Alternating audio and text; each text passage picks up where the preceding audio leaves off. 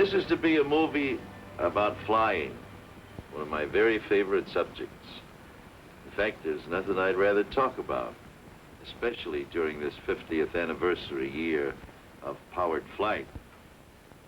Of course, I like to talk about radio and television, too. They've been mighty good to this country, boy.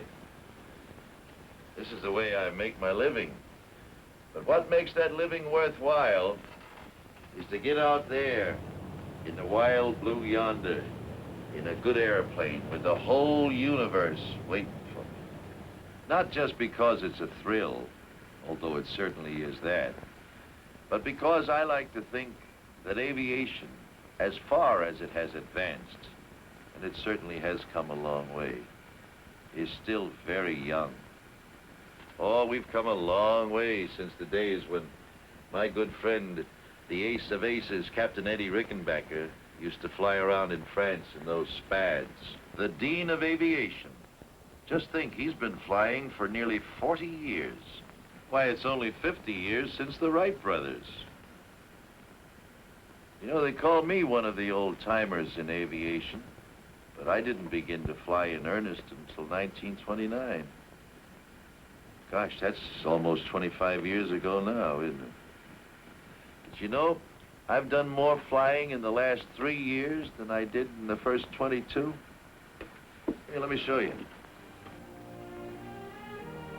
I have been commissioned in the Naval Reserve since 1939, but because of an old injury to my legs, the Bureau of Medicine and Surgery wouldn't clear me for military airplane flying until 1950.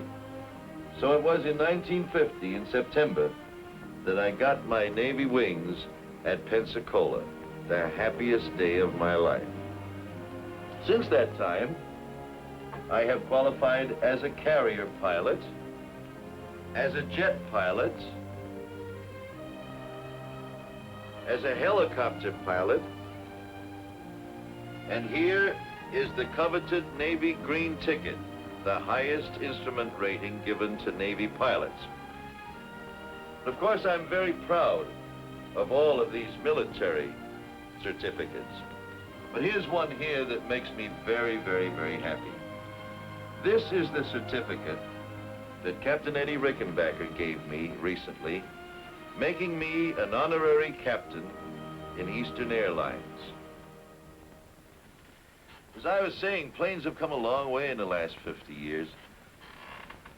Here's one very much like the one that the Wright brothers used to make 40 to 50 miles an hour. There's still one or two of these around, too. It's a funny-looking affair, but most of the basic principles we use today were developed in this plane. It didn't fly high, and it didn't fly far, but by golly, it flew. Looks kind of like an overgrown box kite, doesn't it? Well, you can take it from me, it feels like one, too, when you're up in it.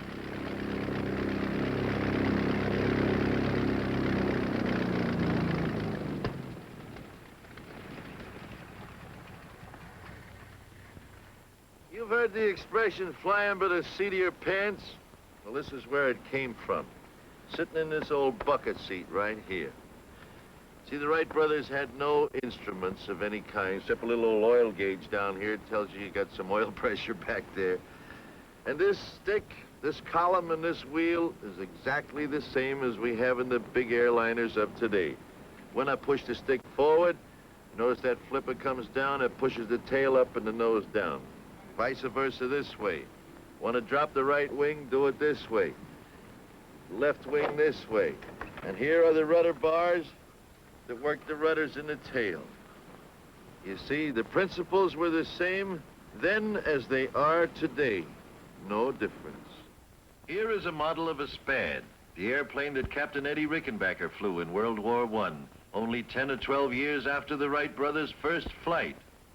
It's a shame that it had to be used as a weapon of destruction so soon, but the war brought that on. This is Captain Rickenbacker in the plane he made famous in World War I. These old films show the dashing young skipper of the 94th Squadron leading his boys into a dogfight. The hat and the ring insignia was always present when the fighting was thickest. The wild blue yonder was really wild in those days, when there was just so much wood and canvas between you and the enemy, between you and the ground. Down in flames was the rule rather than the exception. They had no protection. They had no parachutes.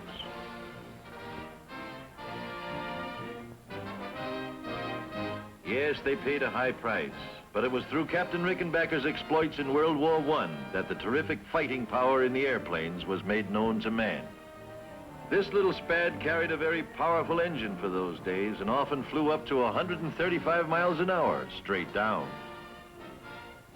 There aren't many of them left, but here comes one of those old-timers now. And look who's flying it. It's Captain Eddie, the one and only, Captain Rickenbacker. Hey, wait a minute, I want to get in this scene myself. Oh, hey, Captain Eddie. How's it feel to be at the controls of this old baby again? Well, frankly, it brings back a lot of memories, Arthur. Some good, some not so good, but maybe we had to do it regardless. You know, many a morning I used to sit around up there at 20,000 feet with the sun at my back, waiting for the enemy Fokkers to come around. 20,000 feet in that open cockpit? Right. Nowadays, we got heated and pressurized cabins. Didn't you get cold? Oh, how? It sure was. In fact, we had to come down to thaw out. You know, it gets so cold up there. Yes, Arthur, it's a wonderful little ship, in spite of the fact that it's made up of wood and wires and struts and slack and tape, pulled together with all of these wonderful combination gadgets. In fact, the matter is, the only metal in it, the engine and the machine guns. Yes, quite a change. And in 30 years, too. True, and on the other hand, when you take a look at the beautiful super constellation, all metal. One end to the other, aluminum, steel, brass, copper, in fact, every kind of metal known to science is involved in its structure. Just take a look at that super constellation, folks. 114 feet long, with a wingspan of 123 feet. 4 of the latest compounded engines of 3,250 horsepower each. Do you realize how much power that is? Why, each engine has more power than a locomotive. This plane can fly up to around 400 miles an hour, and we are going to take a ride in it. Let's hear what Captain Eddie is saying. Arthur, one of those wheels weighs almost as much as a Spad. By the way, here comes your crew. Oh, hello, Dick. Hi, Dickie boy. Hiya, Captain. How are you? Hello, you. Hello, Captain. Hi, Hugh. Hello, Captain. Arthur, we're due out of here 2 o'clock. Just 1 hour from now. I'm ready. Well, as long as you fellas are going to do the flying, I might as well go on. Have a good trip. So long, guys. Thank you, So Captain. long. What a guy. Well, now we're going to take you on a regularly scheduled flight from New York to Miami. Only this time, you're coming up in the cockpit with us, and we're going to show you what goes on behind the scenes. Well, Hugh, how are we fixed? Okay, sir. I'll see you on board. Good. Now, folks, I want you to meet my co-captain for today's trip. This is Captain Dick Merrill. Over 25 years with Eastern Airlines. One of the grandest guys, one of the best pilots who ever lived. I'm sure you know of his exploits as well as I do. To name one, he was the first pilot to fly a commercial flight across the Atlantic and return. What do you say, Captain? I say, Captain, let's check in at crew scheduling and then go look at the weather. Aye, sir, we'll do it.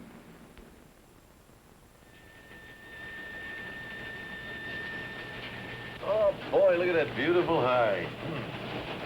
Hey, but look at this front back here. See, how fast is that front moving? About 25 miles per hour to the east, Captain. Here's the latest map.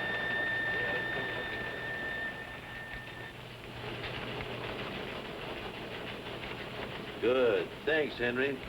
Dick, let's fly down to 22,000.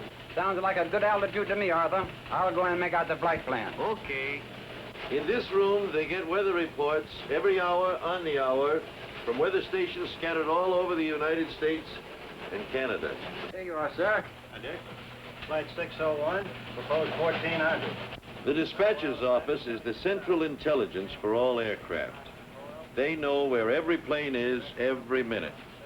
On this big board, the clerk notes the position of each plane en route, as reported by radio, and the time due at the next checkpoint. We fill out our flight plan with the dispatcher, giving our exact route of flight, the altitude, the amount of fuel, and so forth. A copy of this will be filed with the Government Airways Traffic Control. Here you are, sir. How does that look to you? The dispatcher gives us official clearance, and we're on our way. Everything okay, you? The ship is ready, sir. 88 passengers, Captain. Gross weight 112,000 pounds. Another full load, eh? Thanks, Al. That's what I like to see. Now, for you folks who've never been up on a flight deck before, this is it. The captain and the pilot have the flying controls at their fingertips at all times. While over here, the engineer is very busy with the engine instruments. These are the throttles, just like the accelerators on your car, one for each engine. 2, 3, 4. This is the control column. And with it, you fly the airplane. To the right, to the left, down, up, and here are your rudder pedals down below. The airspeed indicator shows just that, how fast we are going through the air. The altimeter tells us how high we are. This vertical speed indicator tells us our rate of climb or descent. The automatic direction finder? Well, that's just what its name would imply. It points to where we want to go when we tune in a radio station with it. This is the flux gate compass.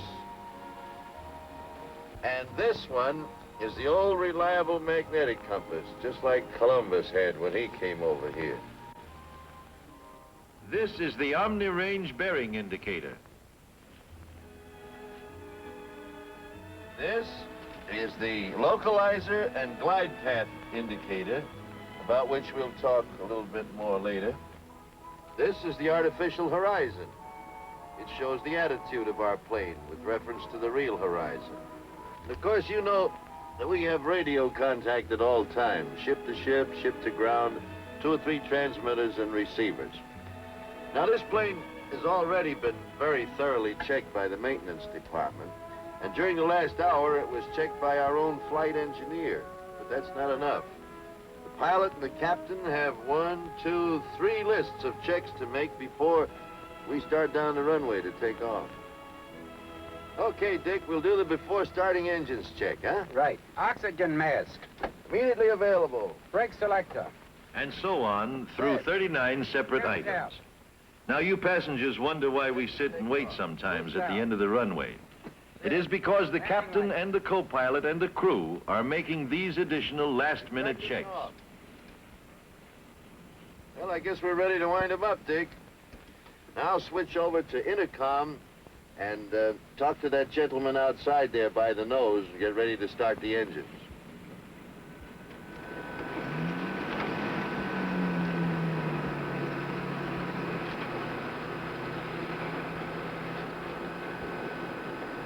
Ground to cockpit. Clear to start. Ready to start. Start 3. Turning 3.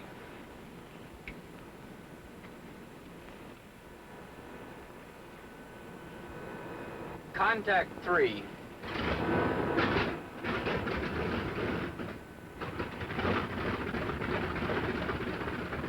Clear to start 4. Start 4. Turning 4.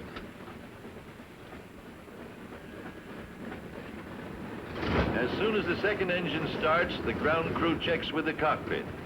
Hydraulic pressure up. Now the safety pins can be removed from the 3 landing wheels. Otherwise, they could not be retracted when the plane is in the air. Clear to start 2. The same routine is followed for each engine. Clear to start 1.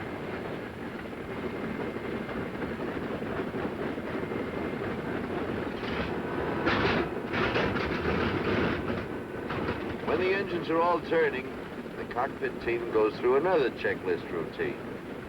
Okay, Dick, let's do the before taxiing check. Flux gate. Cage. Hydraulic pressure. Okay. Gear pins. 3 pins. After that, he checks by radio with the airport ground control. Idlewild ground control from Eastern Airlines trip 601. Taxiing instructions. Eastern 601, clear to taxi, clear to runway 13 right, 13 right, the wind south-southeast 10, altimeter 2997. Get the runway, Arthur. 15. 13 right, right? Right. 13 right, okay. Ready to taxi? Brakes off.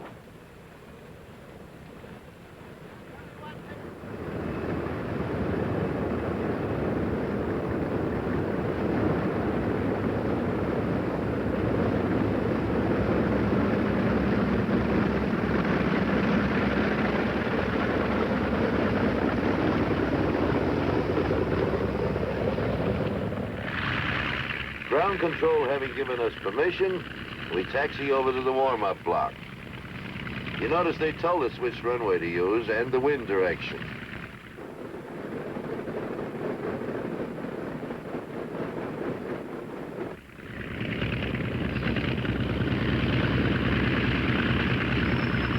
At the warm-up block, we go through the next, or before takeoff check.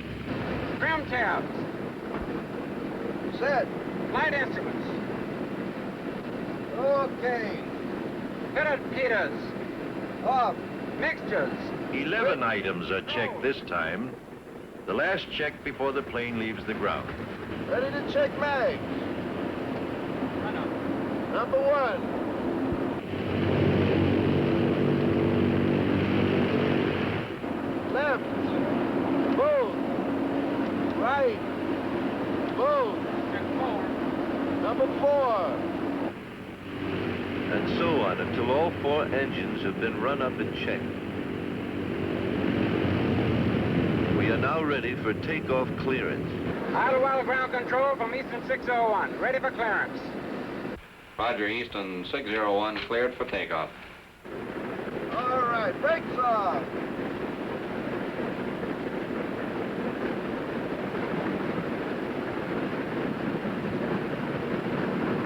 We're clear for takeoff.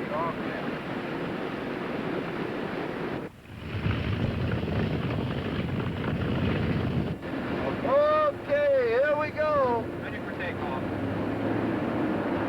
Takeoff power. Takeoff now.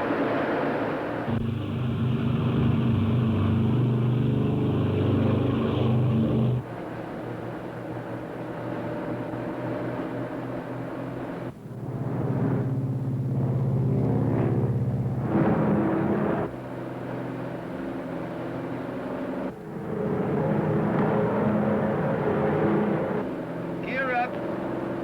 Gear's coming up.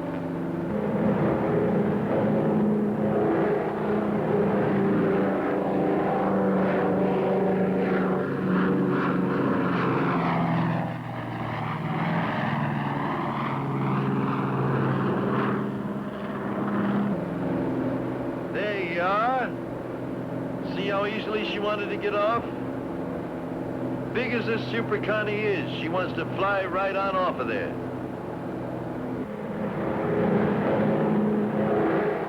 Veto power. Veto power. It's maximum except for takeoff. Flaps up. Flaps coming up. Flaps are extensions of the wing area used to give more lift during the slower speeds of takeoffs and landings. They withdraw in flight for greater speed. Climb power. Climb power.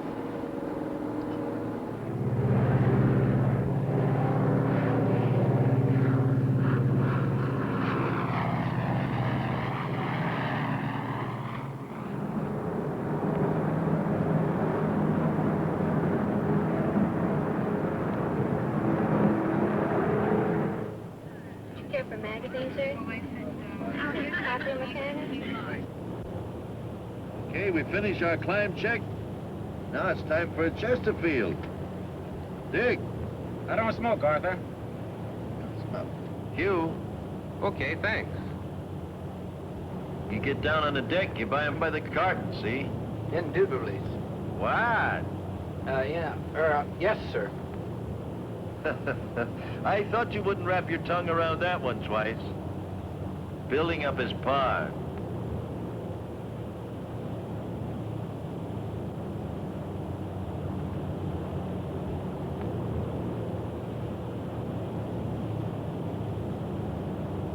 Oh boy, this is the life.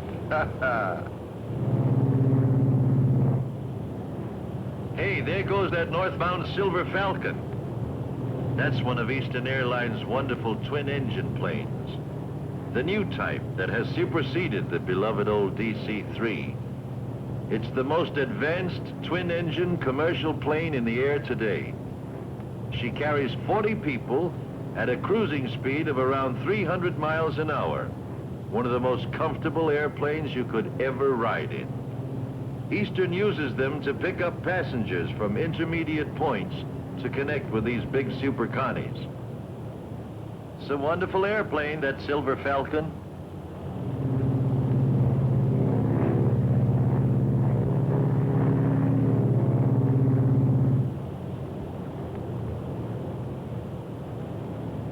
Smells like the girls are getting ready to serve dinner back there.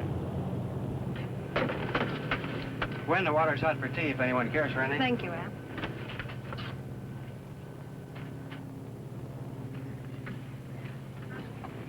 Would you like some dinner, sir? How about you, Hal? Oh, this looks delicious.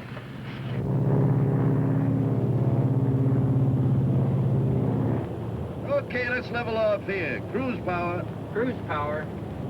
Now, people often ask me, I can figure out how you do this in good weather and over land, but how do you navigate when you're up over the clouds and over the ocean? Well, honestly, it's so simple, I hate to tell you. Well, for direction, we have the compass, the automatic direction finder, and the Omni range receiver. Let me show you how that works. Dick, take over for a minute, will you? Look, let me show you how it works. I'll fix this up here and draw you a little map. Let's come on down here. We draw the coastline down through Atlantic City, on down here to Wilmington, Myrtle Beach, on down the coast very crudely. We're flying along out here somewhere. We've got an Omni radio station here in Atlantic City.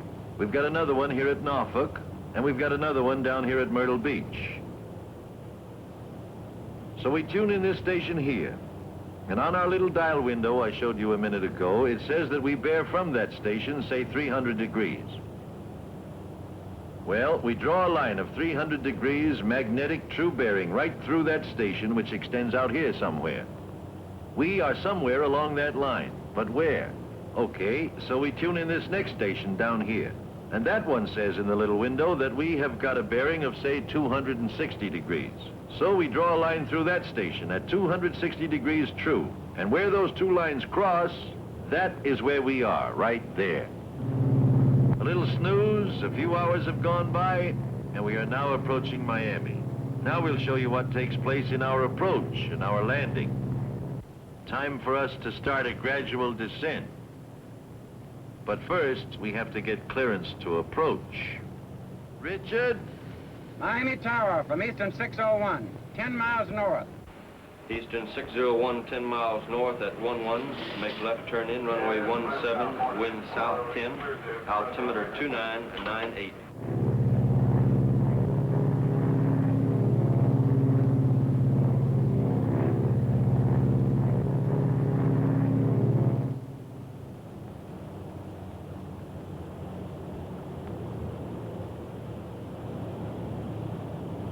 Okay, Dick, let's have about 60% flaps.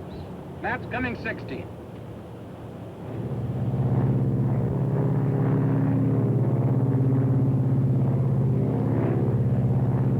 Gear down. Gears coming down.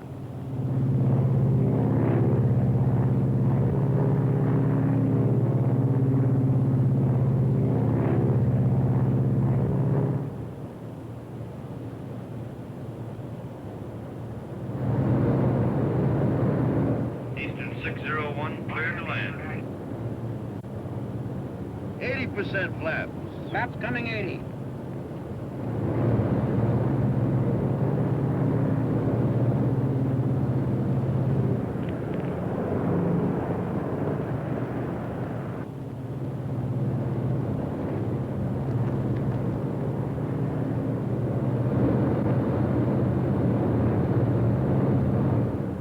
Full flaps. Full flaps.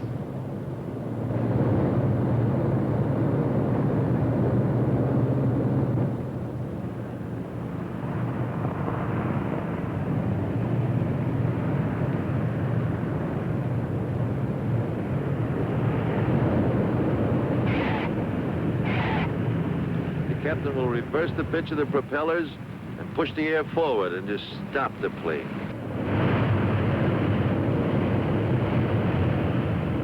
There. You see, that acts as a powerful brake.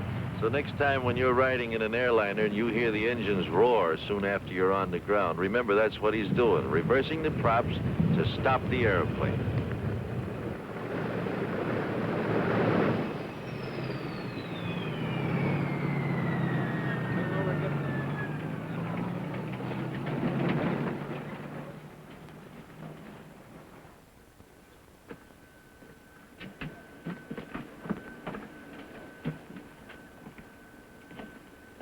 Well, here we are, right on schedule. I hope you folks enjoyed this as much as we did. Of course, this was purely and strictly a routine flight with beautiful weather. But maybe we've been able to show you some things you hadn't seen before. But you know, I'll bet you right now some of you are saying, well, sure, this was nice, it was lovely weather, but what happens when the weather is bad? Well, believe me, it's still routine. You see, in the first place, up where these super connies do most of the flying, the weather's always nice. It's way up on top of all the bad weather. Usually it's only on approaches to our airports that weather becomes any problem, and then not much. As long as we have half a mile of visibility and 200 foot of ceiling, no problem at all. Now, these minimums are arbitrarily set up by the Civil Aeronautics Administration in the interest of general safety. Actually, we can land one of these airplanes when the minimums are 00. Let me show you. Here we are flying on instruments. We're in the clouds. It's one of those nights that the birds aren't even walking. We have been cleared to make an instrument approach. We have been cleared to the outer marker. This point we call the outer marker is located approximately 5 miles from the end of the runway. A light flashes on the cockpit panel. At the same time, the ADF needle indicates the passage of the marker, and we also get an audio signal. At this point, the glide path is intercepted. The glide path is a sloping radio beacon down which the aircraft should make its descent to the runway, and is indicated by the horizontal needle. When the needle is centered, the aircraft is on the glide path. If the needle moves above center, the aircraft is low and must climb back to the path. If the needle is below center, we're high on the glide path. This is a big help in itself. But in addition to the ILS, the Instrument Landing System, we have GCA, that is Ground Control Approach, and that can give additional valuable assistance. Radar monitoring on localizer voice as you approach the outer marker. By means of this radar, the GCA controller sees the approaching plane as a bit of light moving on his scope and can direct it safely to the airport. When the flight has been directed to the approach course, it is turned over to the radar monitor for final approach. Radar to eastern, you're approaching the ILS course. Turn to a heading of 247, and I'm turning you over to the radar monitor for final approach. This is radar monitor. Etched right on the scope is both glide path and localizer, and any deviation can be detected and measured in feet. You are 4 miles from the end of the runway. 200 feet to the right, of course, but correcting nicely. Your glide path is good.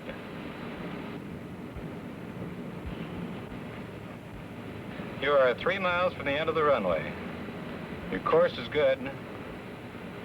Glide path slightly low, but okay. You are 2 miles from the end of the runway. Your course is good. You're now approaching the middle marker.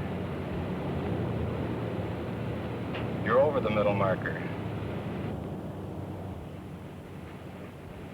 The approach light should be coming into view. Approach lights in view. Thank you, GCA. That column of lights ahead shows the approach to the end of the airport runway. Each bar of light is 100 feet apart, and that ball of light traveling away from us at such a high rate of speed is leading us right to the approach end of the runway itself. The green lights mark the start of the runway, and the border lights on each side stretching out into the distance outline a 1.5 miles of airstrip just waiting for us to land on. So you see, it really isn't too difficult. Actually, we use these landing aids every day in good weather and bad to keep in practice. And practically all of the airports that we use are equipped with them. The thing to remember is that it's all figured out. Nothing is guesswork. It's still routine. Now I'm going to show you the most amazing demonstration of power in an airplane you've ever seen. Let's go back upstairs.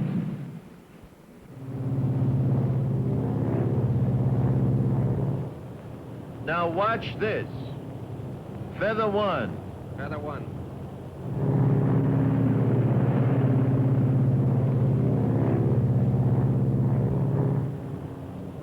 Feather 2. Feather 2.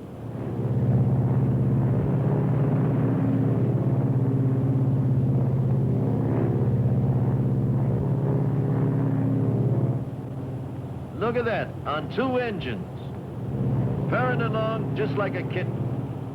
You haven't seen anything yet. Feather 3. Feather 3.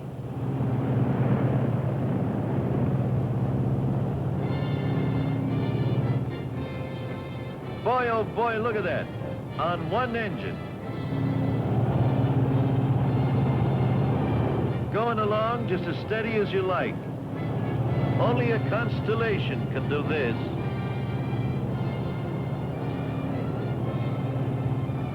Why do we have all that tremendous reserve of power? Because, my friends, power means safety. That's why this super constellation is the most dependable airliner in the world today. Okay, Hugh, bring in 1. Unfeathering 1.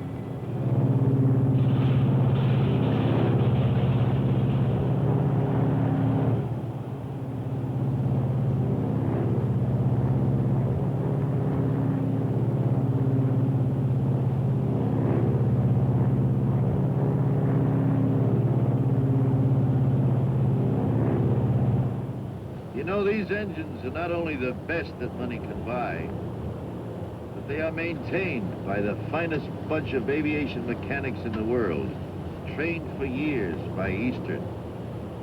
You know, you can have the best captains and the best pilots in the world. They can't do much good if the engines don't run. We've got the best mechanics in the business in Eastern. Doesn't that inspire confidence? I think it does.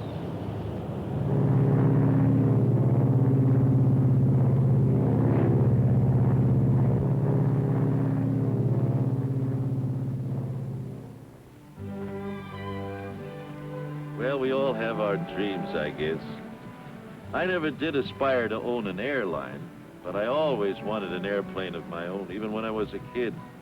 I've got 2 of them now, a DC-3 and a Navion, and there are thousands of privately owned airplanes all over America today. This is the little airport or landing strip that I use when I fly home to Virginia. That's my Navion coming in there, a single-engine plane.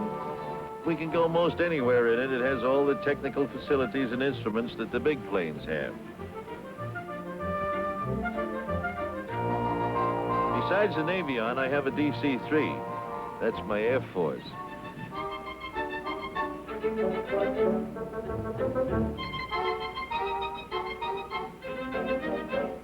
We call this little field the Leesburg International Cow Pasture.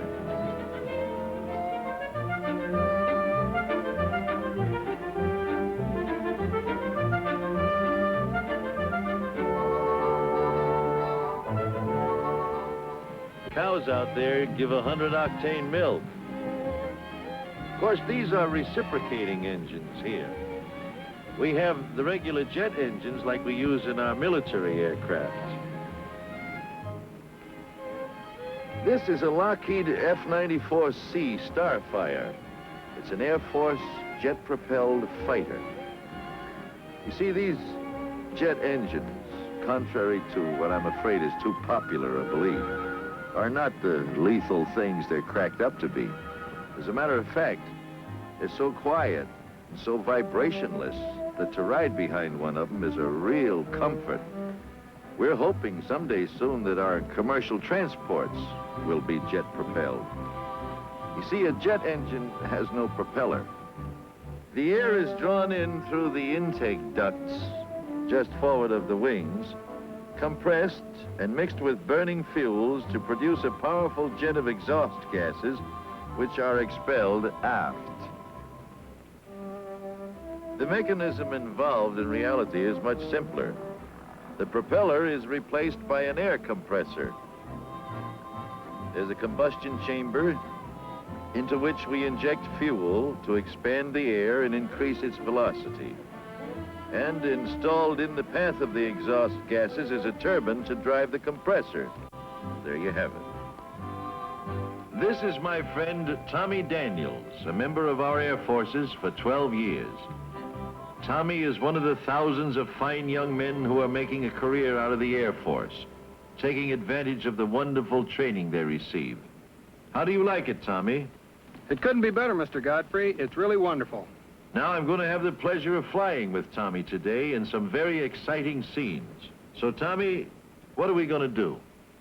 Well, Mr. Godfrey, I'd like to take you through some pull-ups to show you just what this airplane is designed to do in climbing to altitude rapidly. I'm sure you'll enjoy it, but it's just routine flying to us. We do it every day. Now, before we take off, I would like to have your friends take a look at the afterburner in the tail section. It gives this airplane this terrific wallop. Okay, Tommy, we'll do it. This Lockheed Starfire is an all-weather Air Force interceptor. She was designed especially to get off the ground quickly and climb to altitude very quickly in the hope of being able to intercept and stop any enemy bombers that might come over this way. To help her get up there quickly, she was designed with this afterburner in the tail section, which is why this tail section is so much bigger than any other jet you've probably seen. See, there's an auxiliary engine back in here that uses exhaust gases as they pass through and reburn them with greater efficiency, giving additional thrust to the engine.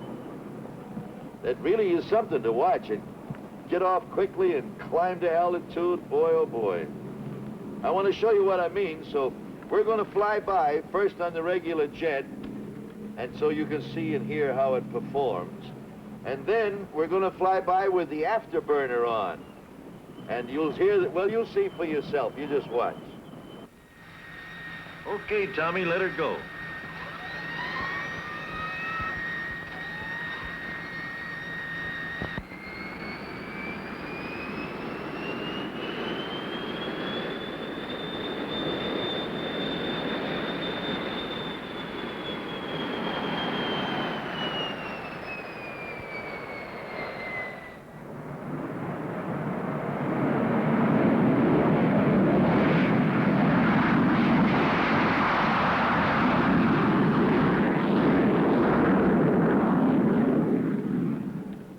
We are approaching you now on straight jet.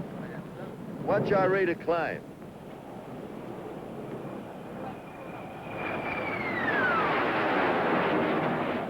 Now we are approaching with the afterburner in operation.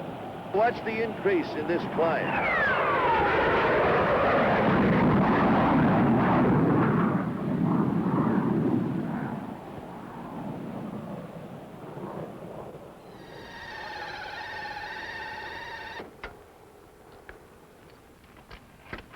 Well, how'd you like it, Mr. Godfrey? Boy, my pants are where my necktie ought to be. But it was wonderful. Gee, what a dive. Woo!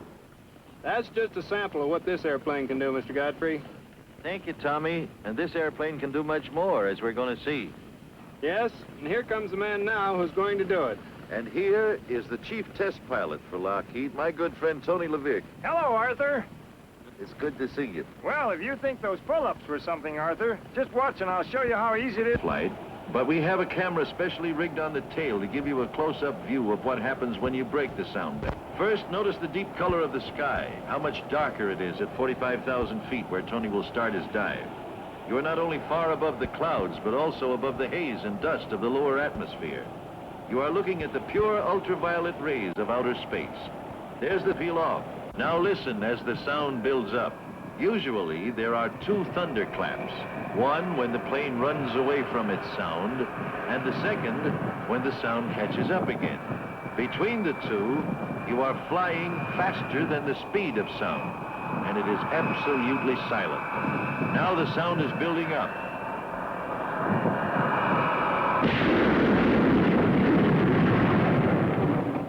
The sound barrier has been broken. This is the silent supersonic flight. Pull-out is being made. Listen to the noise when the sound catches up.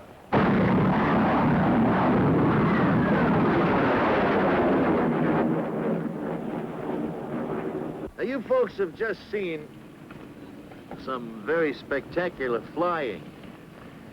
But the point I'd like to make to you is this, that as spectacular as it looks, it's not foolhardy, not without purpose. This airplane was built to take that kind of a strain. I'll say it was, Arthur. You know, even when you're flying faster than the speed of sound, this business of flying in our air forces is carefully figured out to the last detail. We take nothing but calculated risks. Calculated risks, you know. Our equipment is the very best. It's built to fly. You wouldn't make dives and pull-outs like that with a transport plane. It wasn't built to do that. This kind of an airplane was. Why, we were climbing up out of that dive there at the rate of about 45,000 feet a minute for a few seconds. Even our big bombers, the B-52, the B-47s, they fly so fast, and yet they're built to fly, strong, and have all the bugs been worked out of them.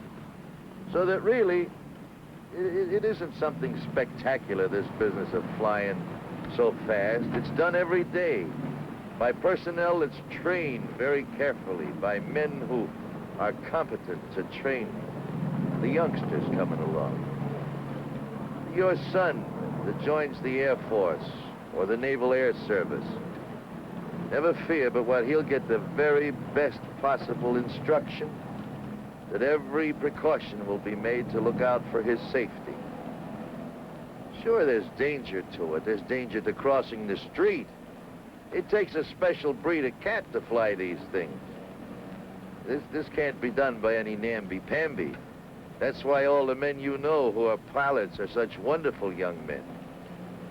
You young fellas looking for adventure, looking for real life, something you'll love every minute of it, you go to see the nearest Air Force recruiting officer, or the nearest naval officer procurement station, or the nearest air station someplace. Talk to them about it. It's a wonderful life. You'll love the years that you spend there, and you'll use the experience all the rest of your days. Join up. We need you. So now let's get back to the man who knows most about where air transportation is going. Hello, Art. Well, Rick, we've told the story pretty good up to now, I think. What would you say we can look forward to in the next few years? Well, Arthur, you've been talking about jets. You know, it won't be long until we'll be flying from New York to Miami in a matter of 2 hours, San Francisco in 5, and to London in 5 to 5.5 hours. And at altitudes from 35,000 feet to 45,000 feet. In fact, we'll be landing and taking off in most any kind of weather. Well, that's fine. That's wonderful, Rick. Our planes are flying faster all the time. But what are we going to do about this business of getting from the airport to town and from town to the airport? Doggone, sometimes it takes you longer to do that than it does to fly where you're going. I know. And we're going to be doing something about that, too, Arthur. It won't be long until you'll be going to your midtown terminal. There you'll step into a express elevator and be whisked to the top of the building. There a commodious helicopter will be awaiting to take you, baggage and all, and deposit you at the main airport in just a matter of minutes. And not only from downtown, Arthur. We're going to have feeder lines of helicopters coming in from all the surrounding communities. We're going to make flying better and faster. We're going to make flying available to still more people. Well, Rick, it's been a lot of fun. And a rare privilege and a great honor to do this with you. I've learned a lot, and I hope we've done some good. I'm sure of it, Arthur. Good luck. God bless you always, Captain Godfrey. Thank you, Rick. Well, it was a real nice trip, kid. Captain Dick Merrill, it was a rare privilege to fly with you today. Well, Arthur, I couldn't have been with a better captain. Thank you. Thank you, Gwen and Helen, for a very pleasant trip. And you, Hugh Palmer, the grand flight engineer. Thank you, Al. Thank you, Captain. Grand trip. So remember, when you want to fly anywhere in the world, call Eastern Airlines. If one of our planes doesn't go where you want to go, we'll put you on one that does. And I'll be seeing you, be the good Lord willing.